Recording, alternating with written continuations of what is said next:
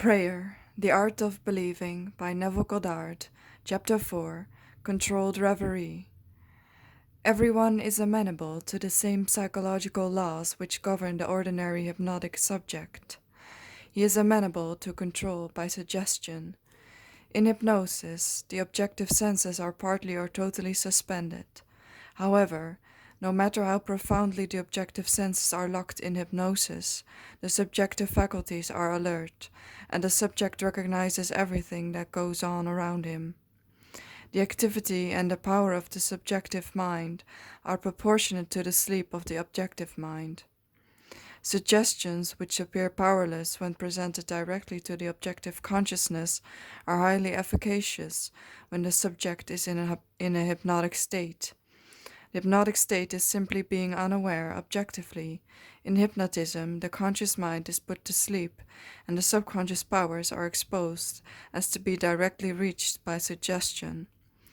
It is easy to see from this, providing you accept the truth of mental suggestions, that anyone not objectively aware of you is in a profound hypnotic state relative to you. Therefore, curse not the king, no, not in thy thought, and curse not the rich in the bedchamber, for a bird of the air shall carry the voice, and that which hath wings shall tell the matter. What you sincerely believe as true of another you will awaken within him.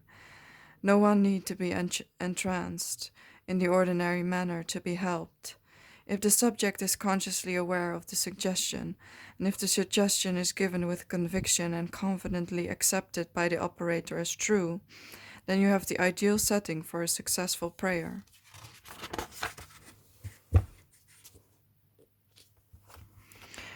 Represent the subject to yourself mentally as though he had already done that which you desire him to do.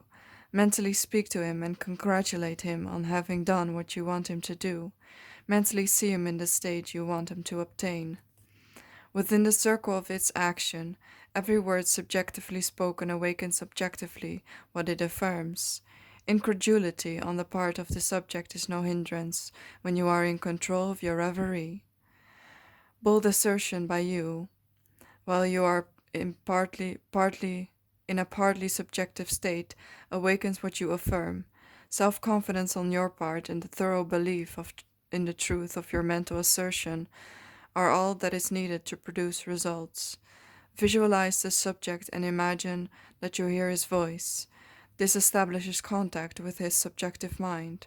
Then imagine that he is telling you what you want to hear. If you want to send him words of health and wealth, then imagine that he is telling you, I have never felt better, and I have never had more, and mentally tell him of your joy in witnessing his good fortune. Imagine that you see and hear his joy. A mental conversation with a subjective image of another must be in a manner which does not express the slightest doubt as to the truth of what you hear and say. If you have the least idea that you do not believe what you have imagined, you have heard and seen, the subject will not comply, for your subjective mind will transmit only your fixed ideas. Only fixed ideas can awaken their vibratory correlates in those towards whom they are directed. In the controlled reverie, ideas must be suggested with the utmost care. If you do not control your imagination in the reverie, your imagination will control you.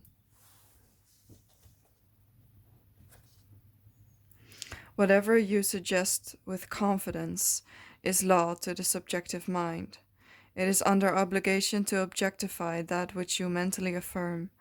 Not only does the subject execute the state affirmed, but he does it as though the decision had come of itself, or the idea had originated by him. Control of the subconscious is dominion over all. Each state obeys one mind's control.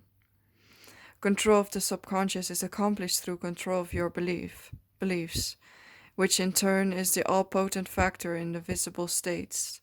Imagination and faith are the secrets of creation.